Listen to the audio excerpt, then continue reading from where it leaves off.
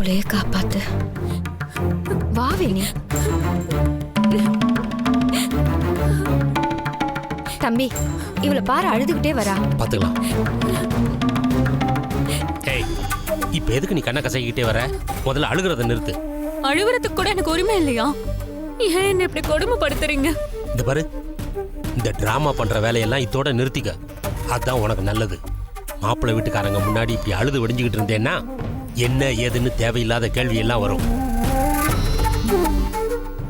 அதனால சிரிச்ச முகத்தோட வந்து மணமேடையில உட்கார், புரியுதா?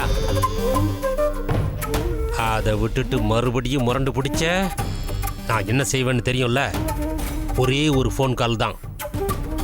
நீ விரும்பின அந்த செந்தில எங்க ஆளுங்க கண்ட துண்டமா வெட்டி போட்டுருவானுங்க.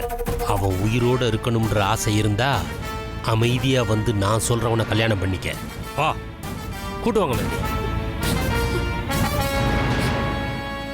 அண்ணா, எப்படி இருக்கீங்க? நல்லா இருக்கீங்களா?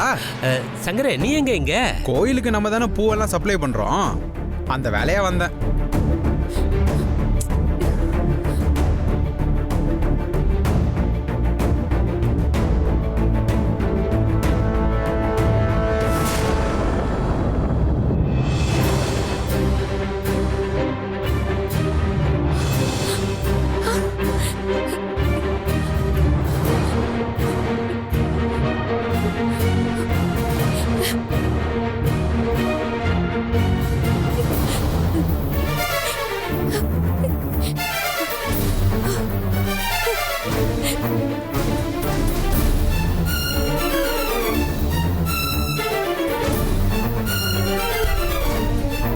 சரி, வரேன். சரிப்பா. சரிப்பா.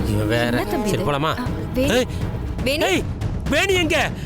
இங்க தானே நின்னுட்டு இருந்தா.